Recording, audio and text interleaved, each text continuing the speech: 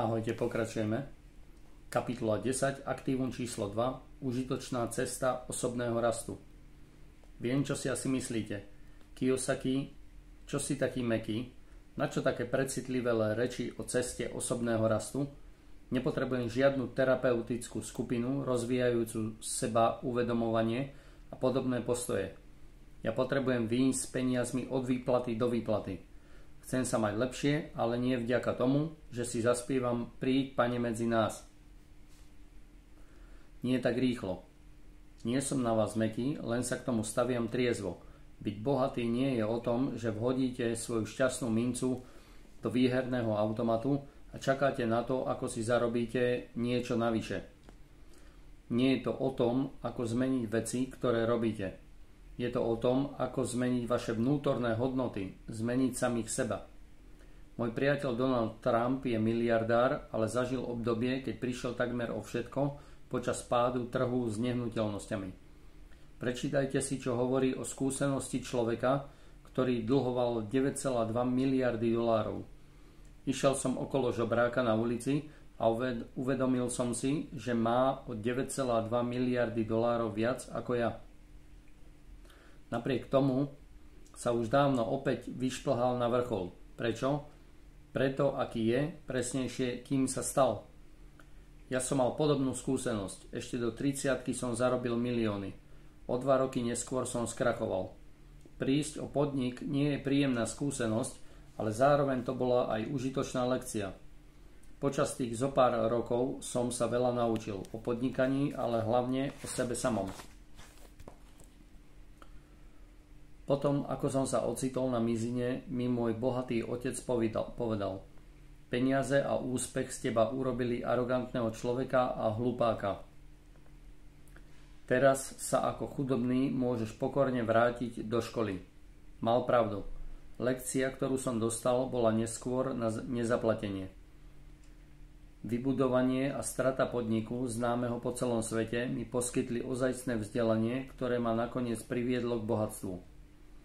A navyše táto životná lekcia ma oslobodila.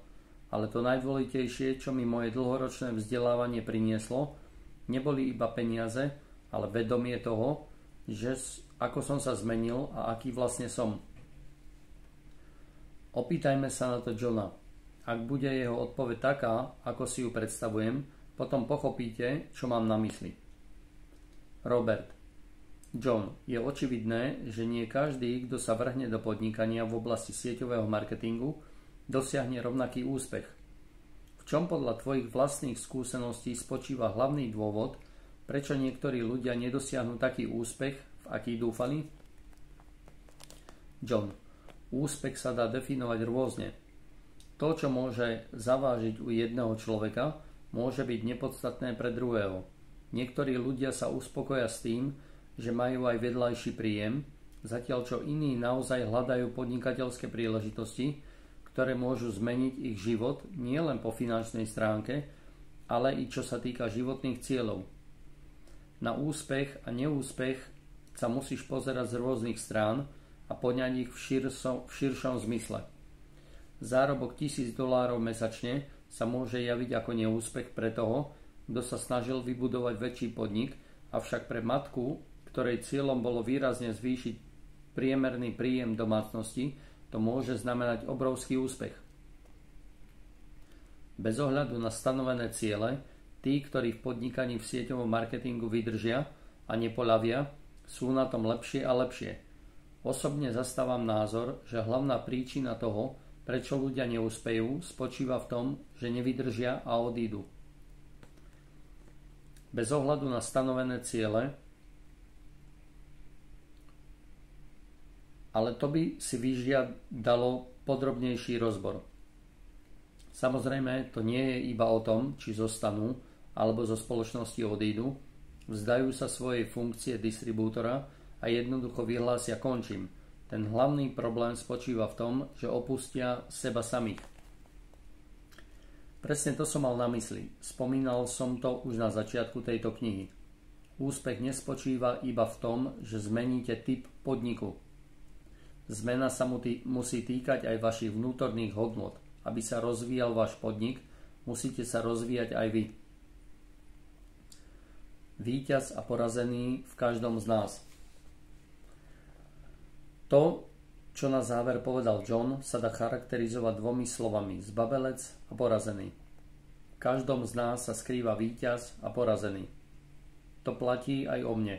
Nosím v sebe víťaza aj porazeného a obaja často súperia o to, kto bude mať hlavné slovo. Jedným z dôvodom, prečo sa mnohí ľudia tak pretlkajú namiesto toho, aby boli v živote úspešní, je ten, že dovolia, aby ich ovládal ten porazenec. Ja nie. Vyžadujem, aby sa vo mne presadil víťaz. Ako spoznáte vnútorný hlas porazeného?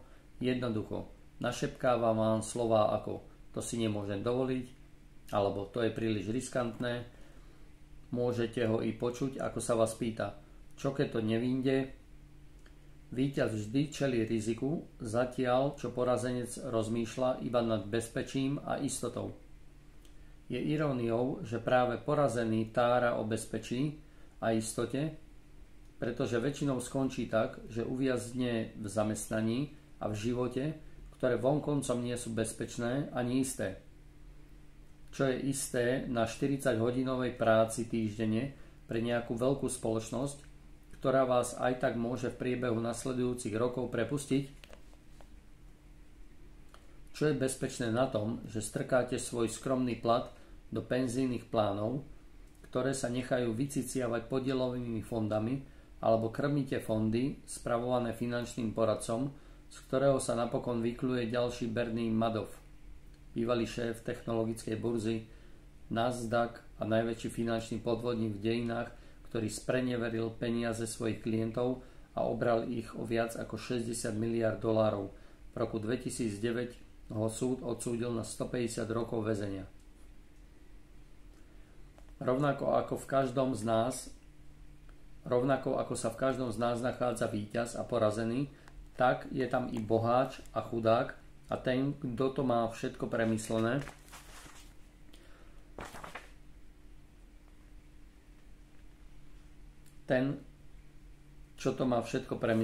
a ten, čo len sedí na gauči.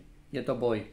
Spoločnosti sieťového marketingu vo vás podporia tú lepšiu stránku, umožnia vám postaviť sa na nohy a budú s vami rátať. Vaši porazeneckí kamaráti vás naopak radi privítajú na gauči, nechajú vás hrať na istotu a budú vám radiť odrobiť si 40 hodín práci, pretože jedine tak ich nebudete vyzývať, aby sami robili niečo iné. To však nie je prípad žiadneho tímu v sieťovom marketingu. Jeho členovia budú chcieť, aby ste vynikali, aby ste sa oddelili od toho, čo ste boli navyknutí robiť, zbavili sa minulosti a stali sa nevšední a výnimoční.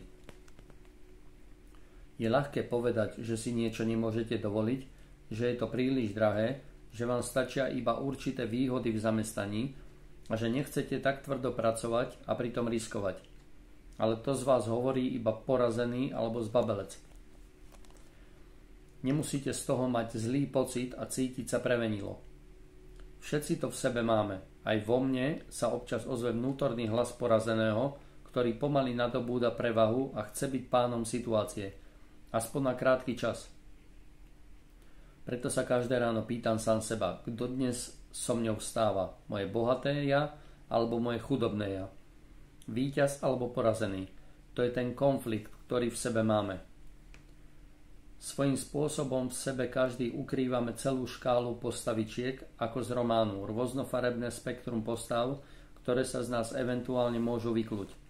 Ja som chcel byť trošku tou postavičkou, ktorá je šťastná v manželstve, ktorá sa o niečo na tejto planéte zaslúžila a smeruje k vnútornej slobode. Kedykoľvek dovolíme, aby nad nami zvíťazili náš strach, pochybnosti a nízka sebadôvera, vynorí sa porazenec a drží nás pevne vo svojej moci.